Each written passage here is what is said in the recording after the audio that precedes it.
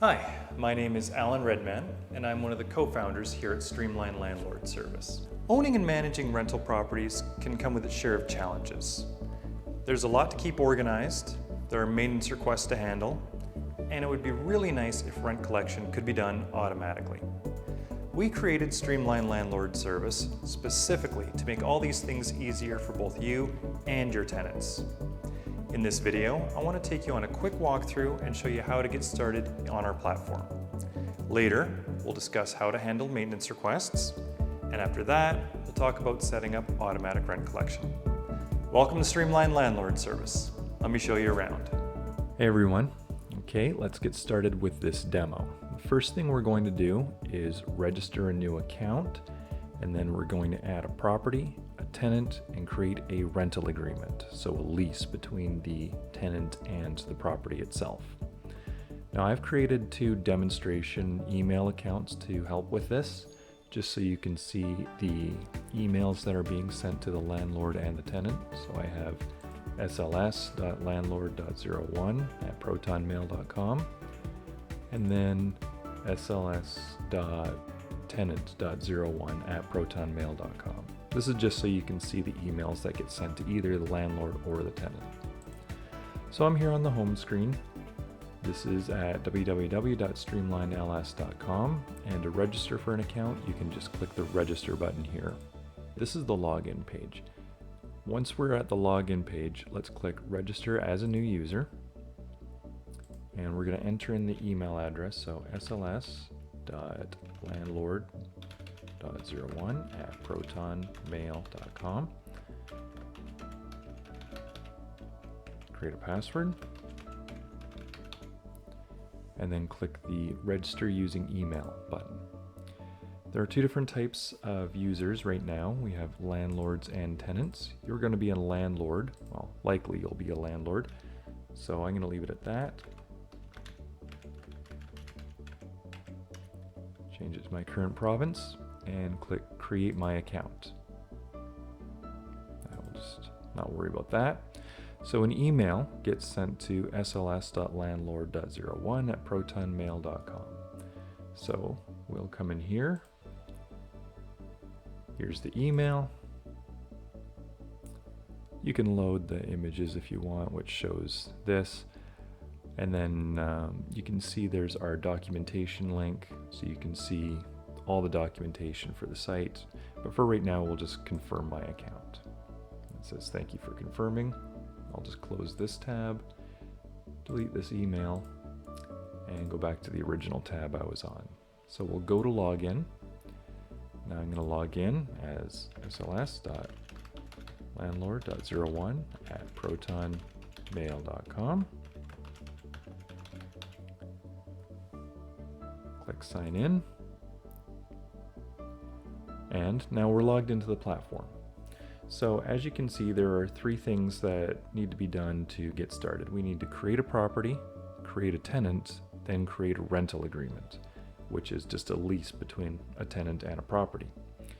So let's start with creating a property. You can either click this link here, or you can click properties on the left navigation. So if we click here, we'll see that we don't currently have any properties. We'll go to create our first property. Now let's choose a name for this property. I'm just going to call this house number 1. The building type is a house. There are a few different building types you can choose from. We have townhouse, apartment, duplex, triplex, fourplex. If something's not in here, you can always contact us and we'll look at getting that added if it's some other building type that you want to see. There are 2 different unit types. We've got single family homes and multi-units. If it's a multi-unit, you can add the apartments that are inside of that unit. To keep things simple, we'll keep it as a single family home, but we'll go over multi-unit dwellings in the future. This is just the street address, so I'm just going to make up a fake address. We'll call this 123 Fake Street, and we'll say that's in Winnipeg, and the postal code will be R2M1N1, which of course is not a real postal code. Click save, and now we have our property created. You can edit the property by clicking this pencil icon here. You can't change from a single family home to a multifamily or a multi-unit home though. That's the only thing. If you want a multi-unit, you will have to create a new property, but everything else is editable. And you can also delete it if you need to. Moving on to the tenants. So let's click this tenants option here. We'll create our first tenant. We'll call him Bob Smith. And his email address will be sls.tenant.01@protonmail.com. You can add his home and mobile phone numbers here. As you can see with these red asterisks, they're not required, but you can add them if you want. So what's happening here is an email invitation has gotten sent to Bob, and we've actually gone ahead and created an account for Bob on the system as well. So Bob will be able to log in. So as you can see, we've got an email over here at the tenant email inbox. He has some documentation he can read too if he wants, but for now we'll just confirm the email. When a tenant confirms their email, the system will prompt them to create a password, so I'll do that now.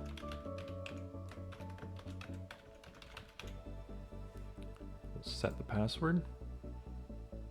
Close this tab, and then the tenant should receive an email just saying, yes, your password was created for your account. We'll just delete both these emails for right now. So back over here, if we click refresh, we can see the status has gone from waiting to connected. Waiting just means that you're waiting for the tenant to confirm their email address. Connected means, okay, everything's good to go, it's connected. Now, we'll go over to rental agreements. Oh, and I should note that for tenants, they don't have to accept.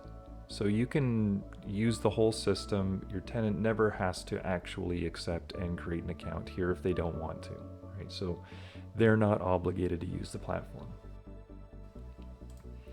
Let's go over here into rental agreements. So we'll create our first rental agreement.